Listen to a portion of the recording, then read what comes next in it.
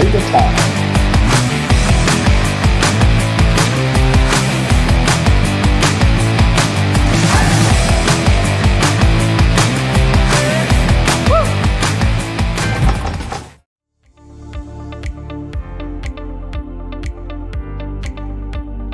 Hello and welcome to this week's episode of Chaile Time. Toby, how are you? Welcome. Morning, Tepo. Well, and yourself? I'm good. What's been happening in your world? These days we meet on occasions. We only meet at Chaile Time. Whenever. What's happening? Yes, I'm having the CCMA case in Durban tomorrow. It's a Section 73 Tepo against 81 employees. But they're no longer working there, because the contracts were EOC'd. But you know what frustrates me? It gets into my... let me not try to express myself. It is so frustrating when employees like that, they put on the 7-Eleven form. The employer is owing us money since March 2022. No grievance ever submitted. They just run to the CCMA with some union. I can't even pronounce the name. I've actually never heard of them. But okay, anyway, so we're there tomorrow with a comrade. So I'm like, how do you even prepare for a case like this? Because I don't know, is it overtime they're complaining about? Is it Sunday time? Is it normal hourly rate? But don't the union must know how to do these things. And the comrades like well trained, well educated. I'm doing again what we did with Spar. Oh shit, I'm not supposed to say anything. I'm sorry, man. Sorry. I don't mean to offend Spar. Yeah, one of their branches, one of their franchises, we help a similar case. Yes. We like flipping 60 or 70 people also took us, this is like a year and a half ago. Yes. Took a 73 dispute to the CCMA, complaining about the same thing. For the last 3 years you owe us money. We prepared contracts and pay slips and documents we went as far as back as 2.5 years. I remember. We had boxes full of stuff. And you know what? We spent more than a year at the CCMA wasting everybody's time. And eventually it was just one hell of a misunderstanding. And we didn't even touch the documentation because they couldn't prove anything. They couldn't even, even when after I presented the breakdown, they couldn't even study the breakdown on saying, this is worked hours, this is Sunday hours, this is public holiday, this is... But even that, it was all our bundles. We were guessing. We were hitting in the dark because we didn't actually know what the complaint was. Yes. So we just, whatever, So I'm here. Tomorrow I'm just going to go there and see Mr. Commissioner. We don't know what they're talking about. They must let us know exactly what the issue is, and then we'll go back and we'll go to the drawing board and see if we owe them money. There's nothing else I can do. Okay. But interesting also, I'm busy with... We always talk about the importance of a relationship, an employment relationship, And I've just seen it now this week again. I'm busy with retrenchments. And what's quite interesting is now I had 2 bosses with me, and we go through the payroll list to see who we must retrench. And there's sort of a fair criteria. Yes. But there's just this one employee, and this is why I'm saying sort of. But it's quite interesting. There's one employee. The one boss said to me, no, but listen, we can't retrench him because the other guy, the guy that's working with him, was last. Only started now, where this guy, who's now earmarked for retrenchment, has been there for a few years. Okay? Doesn't make sense from a LIFO perspective. But then the other boss is saying, no, but that guy is giving me so much hassles now, so much trouble. I can't stand him anymore. Now they agreed, okay, we're going to put this guy into the mix. You know what? All because of a bad relationship. And he's a bit of a rebellious guy. He's a good worker, but he's a bit of a rebellious kind of person. He doesn't want to submit under this one guy, so he's always giving him hassles and stuff like that. Now because of this, he's getting earmarked for retrenchments, Huh? Okay, before we get to our topic, can we touch base on current affairs, on what is happening in the world? What's happening? Yeah, we need to in the news. Inform our audience of what's happening. Yeah. I don't know if we are going through... Okay, we've been going through a rough patch for quite some time, but it seems like it's not getting better anytime. Because headline says South Africa unemployment rate, it's 530%, more than the average other G20 countries. You know that this coming weekend we're having... Yeah, we're having G20. And your uncle is not coming, ne? The uncle is saying, yeah, but he's saying this is G100 now. South Africa is inviting all these other countries. It's no longer G20. There's a song called. I think next year he's going to kick us out. There's a song called "Nothing But a G Thing." Yeah. Yeah. So. But I think the uncle is in trouble, no? They voted.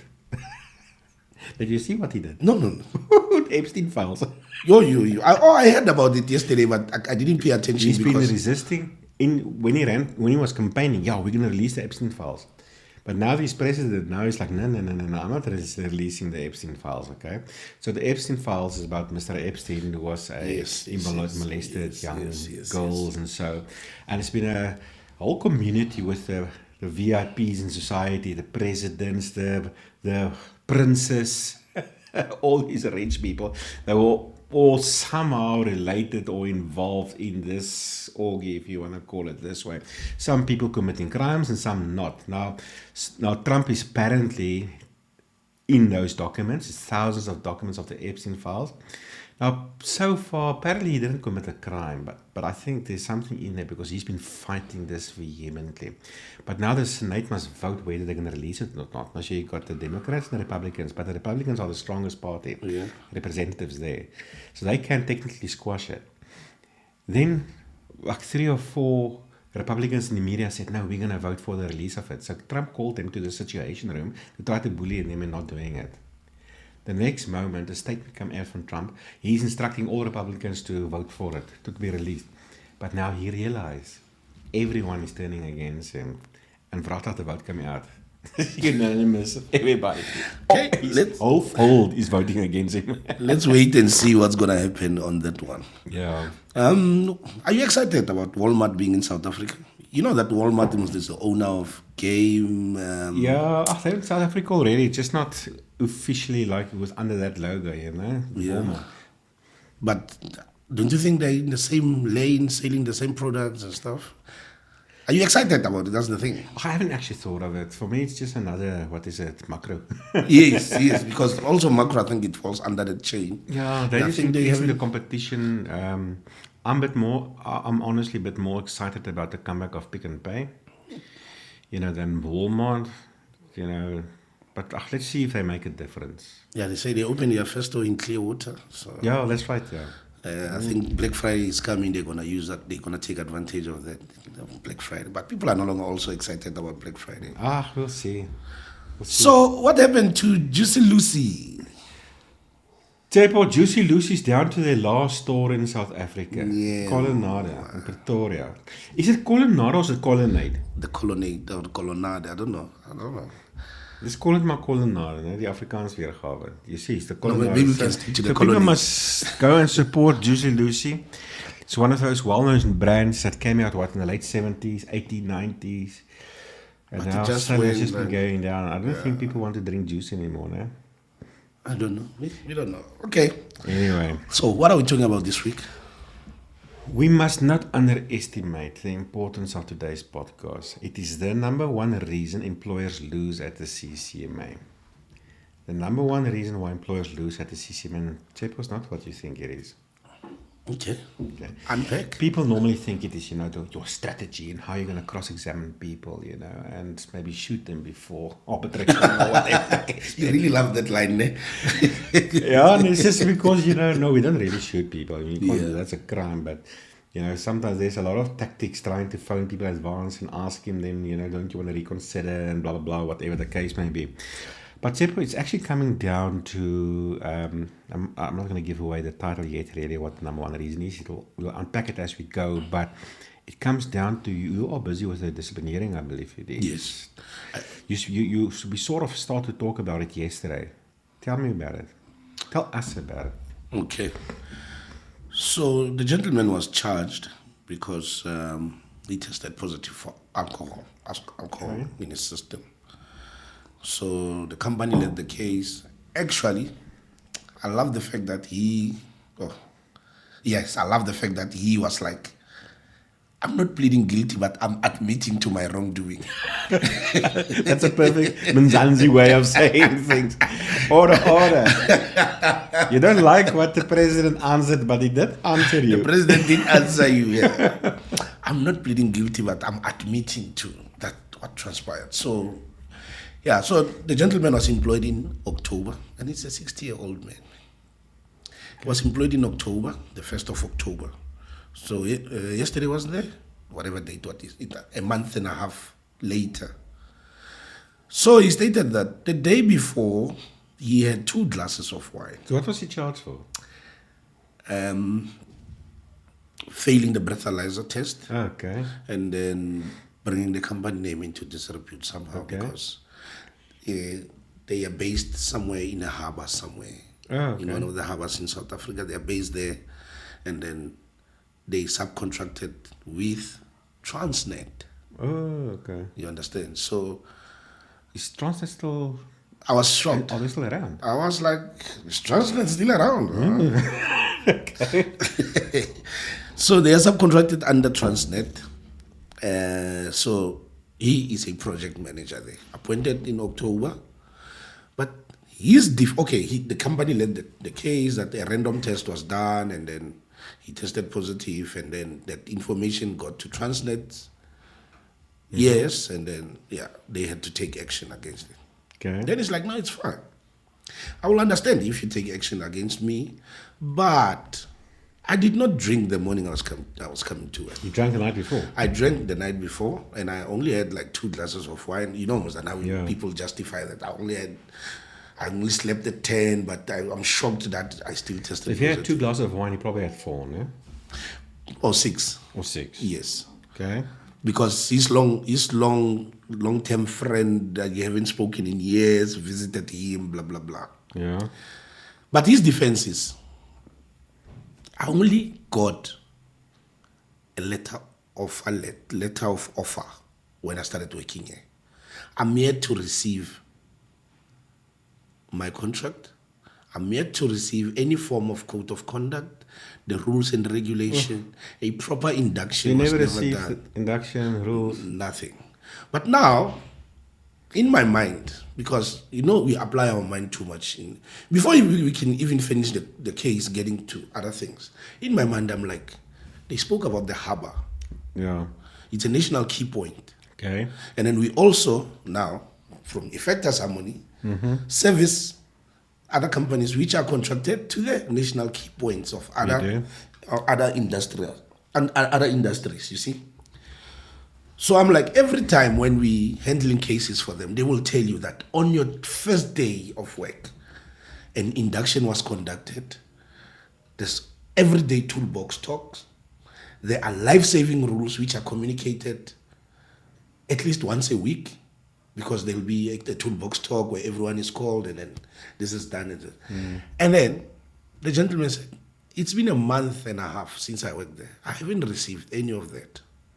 No toolbox talks, no Nothing. inductions, nothing whatsoever. It was just this one time when they say random. So now, remember, with our other companies that we service, the breathalyzer test, it's every day.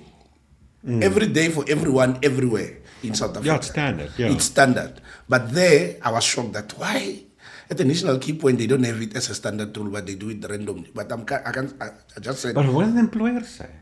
I'm coming there. I'm baffled. I can't believe it either. I'm like, I'm talking coming nonsense. there. I'm coming there. Now the employer's response is, Tsepo, you were the chairperson. yes. Now, I normally have to pull you back and say, Tsepo, you can't do hearings like this, because this is typically the point where you put your books down and say, hey man, you're talking shit, man. Huh? You do that. You tell the employer, you. There must be more to this, né? Now, the opportunity for the employer to respond to the claims of the employee saying no induction, nothing.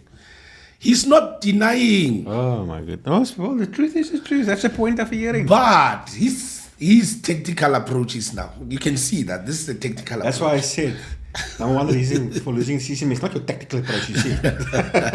His tactical approach is that, what position are you holding in the company? That gentleman is like, I'm a project manager. So in the ground floor, you are the highest person holding a highest position. It's like, yes, I am. So when you get into your office there, there's charts there talking about, the gentleman says, yes, I'm new. I'm doing my work, but I'm still adopting. But where I read up until, it's your safety rules. So it's there. There's that. But I haven't got to that alcohol part. So you read half of the rules. Because he read On the poster. On the posters. You read half the rules, but the part where it starts He with hasn't number got 9, where it says you should not be under the influence of alcohol. He hasn't got there. You got to number 8. Not even number 8, I think number 4. Because Well, you got to number 4, so you must still get to number 9. he must still get, but he is yet now to get to number 9. Because no one came to him and presented and saying, this is what we do, this are the standards, this is how we do things.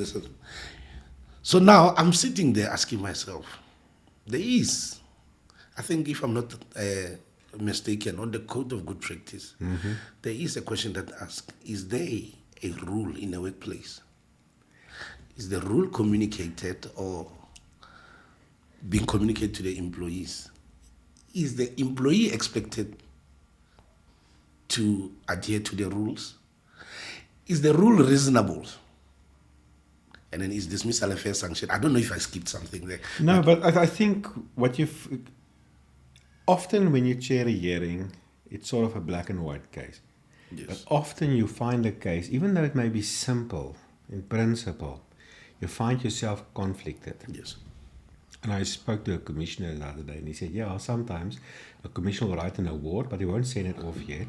He'll take a bath and whatever, and then while he's sleeping that night, he's like battling with this award, and then the next day he changes the award again, and you've made changes a few times because you are conflicted, And I can understand this in your situation now, because I've felt that quite a lot, where you think, okay, on the one hand, the employee should have been aware of the rule. But on the other hand, yes, your employer, could you not just have done the induction? What is so difficult about it? Can't you just give him the rules, So on the one hand, you don't want employers just to get, who's negligent. You don't want them to get away with things. There are mechanisms in the law how you can interpret this, but even though the employee didn't sign for a rule that, it's implied, maybe your seniority in the company, it is like that. But at the end of the day, also you sit there with the employer, you're like, couldn't you have done something? Can't I just punish you for being so stupid? But you've mentioned Code of Good Practices, so let's just go for it quick now. Remember, Yes. the Code of Good Practice changed. Yes. So I it's remember now- we did have there's a I think new one. two-legged episodes. Yeah, we had here. a two-part series Yes. on the amended rules, the Code of Good Practice on dismissals. So you'll find somewhere in our podcasts, you will find part 1 and part 2. Okay, so now just to, again, I don't want to labor too much into this, but I don't personally see a big change in terms of the Code of Good Practice. I know there's lawyers out there that are feasting on this, instilling fear in people. Oh, the rules have changed. It's now like this and it's now like that. Nah. As I said before, now South Africa know what we always knew. They know what we know. In terms of the old code, you had like a bullet point, this is what the code's saying. What they've done now is they took the interpretations of the labor courts over the last couple of years and they sort of wrote it now in that language. The new Code of Good Practice is really an interpretation through the courts. So it's very much the same thing still. It's just easier to understand, I suppose. And then there's 1 or 2 changes in there too. But, the matter of rules is still in there. So if I go to Schedule 8.6, the disciplinary measures, the purpose of discipline is for employees to know and understand what standards are required of them and to guide their behavior. The purpose of implementing disciplinary processes is corrective. They are primarily a means to correct an employee's behavior through graduated disciplinary measures. The form and content of disciplinary rules and procedures may vary according to the size and nature of the employer's business. Smaller employers may adopt a less formal approach to discipline. Disciplinary rules and procedures should be clear and made available to employees in a manner that is easily understood. It is preferable for employers, especially medium and long employers, to adopt written disciplinary rules and procedures to establish a standard of conduct required of the employees and to create certainty and consistency in the application of discipline. Fair reasons for misconduct dismissal. Then Schedule 8.8. Guidelines for deciding a fair sanction. Any person who is deciding whether a sanction for misconduct is fair should consider whether the employee contravened a rule or standard regulating conduct in or of relevance to the workplace. If a rule or standard was contravened, A, where the rule was a valid and a reasonable rule or standard. B, where the employee was aware or could reasonably be expected to have been aware of the rule or standard.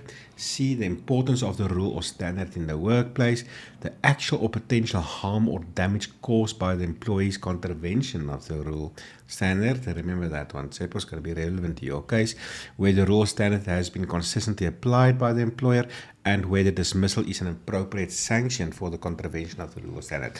So you see, it's a little bit more than the old Schedule 8.7, but it's in a nutshell the same still. So it still asks, and this is the number one reason why employers fail at the CCMA, and even in hearings, because employers presume that just because they know something is obvious, that everybody is on the same page.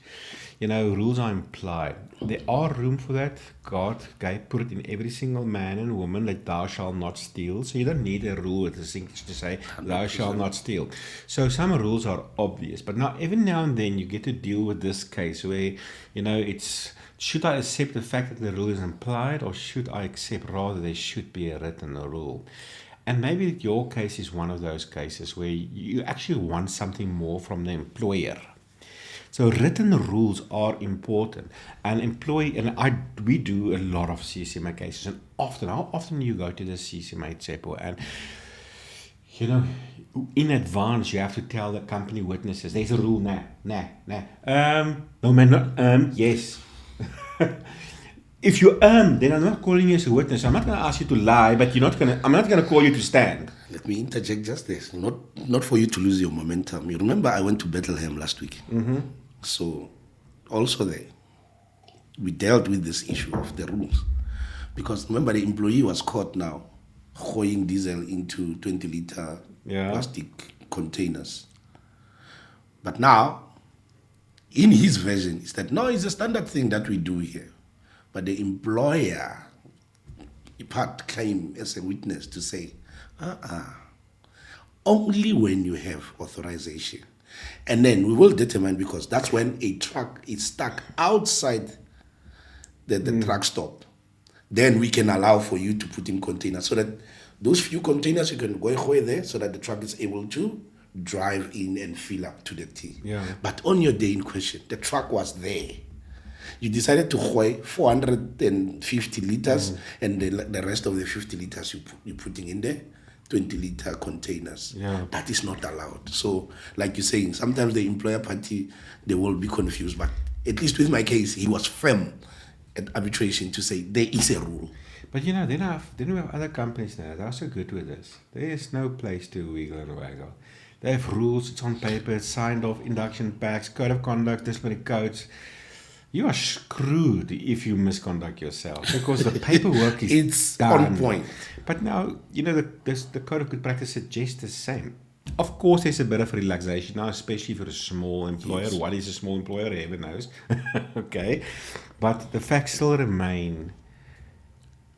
9 out of 10 times, when we fight arbitration, we are trying to convince a commissioner that there are rules in place. And yes, the rules, I suppose, are in place, but it's not done in writing. Now it becomes debatable, and it's open for interpretation. A lot of the rules are implied or based on practice and norm. But it's always been a zero tolerance practice in our company, but there's nothing in writing, or the employee wasn't made aware of it. But Tepo, I want to emphasize the importance of this by a labor appeal court case. You must listen to this case. The Kobe versus Moton, 2016, the labor appeal court. Okay, so this case, the employee lost the case at the CCMA. He was dismissed for misconduct. He went to the labor court in a review. The employee lost at the review at the labor court. He again went to the labor appeal court, and this time he won based on rules. Okay, so the importance of placing rules in writing was made clear in the case of the Kobe versus Moton, in which the employee was dismissed for misconduct after he was found guilty of being in unauthorized possession of drinks vouchers and using them to purchase drinks at the employer's bar. So he had vouchers to buy drinks. The CCMA held that the dismissal was substantively fair, an award that was upheld by the Labour Court on review. The evidence disclosed that the employee who was off duty had been with a friend who the employer termed a most valued guest. So the employee had a friend there, I suppose it was an event or something. And the employer valued that friend, and that he used VIP vouchers issued to the guest to purchase drinks for the two of them. So the employer gave VIP vouchers to the guest. Yes. The guest then, who's a friend of this employee, issued some of the vouchers to the friend. So the friend then also bought drinks at the employer's bar with the vouchers. The employee's case was that the guest had handed the vouchers to him in order to enable him to purchase the drinks, and that the remaining vouchers were later handed back to the guest. The employee had denied that what he did was prohibited, but the commissioner had accepted that there was a rule at the employer's workplace to the effect that employees were not permitted to possess VIP vouchers. On appeal, the Labour Appeal Court pointed out that even though the alleged rule had been in dispute, the employer had not proved its content, the scope of the rule, and that it was effectively communicated to the employee. The rules handbook that had been submitted was unhelpful since the employee had not been charged with any of the rules mentioned in the handbook. The rule relied upon by the employer was at best oral, and if it existed at all, it was vague in that it did not deal with several circumstances that might arise in practice. So there was no proper scope. It was, why do we have this rule? What are the circumstances this rule can be activated? What is this rule trying to prevent in the workplace? There was no flesh to this rule. It's just a rule we all know. Okay. Yet, despite the lack of evidence in that regard, the commissioner had approached the matter on the basis that the rule existed. The court concluded that the Commission's failure to address the question of the content, scope, and application of the rule relied upon was unreasonable. He concluded further that there was no evidence of a breach of a reasonable rule and that employer's dismissal was therefore unjustified. So what the court is saying, it's one thing to say there's a rule, but I want to know the detail of the rule. What's the scope of the rule? What's the context? Who are all the role players in the rule? What is the operational rationale behind the rule? What are we trying to mitigate or to prevent? Or what are we trying to manage? Give us the detail. When is the rule applicable? In what circumstances is it applicable? Why is it applicable? Hence, I said it triggered on my... Remember now, with our other client that we service them at the National Key Point. Almost every week, I have a case of someone testing positive for alcohol. Yeah. And the initiator of the hearing will emphasize and say, on the induction, there is that rule. Toolbox talk, there is that rule. There's a rule that we call life-saving rule. There is that rule. It is community. And then since some people have been here for more than 5 years, there is a refresher of those policies whereby on a random day, they'll be like, let's come, guys, let's gather here. We're going to refresh our rules and remind you that we don't want this. Yeah. That is why it never, not even in a one incident, came out to bite that client of ours. Yeah, so here's some ammunition. If you are an employee, don't just accept it when the employer's witness is saying there's a rule and tell you what the rule is. Time out and say, okay, let's park here a bit, okay? And if you're a comrade, a union, don't just skip over this. Stop there and say, listen, okay, look at this case and say, okay, Mr. Employer, give us the full details of this policy. Who, why, when, what, why are we doing this? What operation requirement are we trying to satisfy here? What risk are we trying to mitigate or to avoid or to prevent? Who's the role players? So since when was this policy in place? Is it still in place?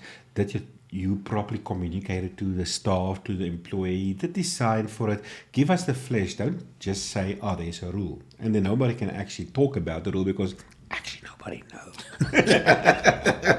And also, if you know an HR or an IR and you're leading a company's case, be aware of this. You always need to prepare yourself in advance properly for your case. Go a bit in detail and ask the people. You can't fabricate anything, okay? But you do need to ask your witnesses about the detail of this rule, But to come back to your case, Tsepo, so guilty or not guilty? What do you think? I still need to apply my mind. Can you just remember, as a chairperson, I'm allowed to apply my mind. If you can just give me this case law so that I can strengthen my education. I'll give you the case law, but just can I share you my mind? Yes. So remember a hearing, eh?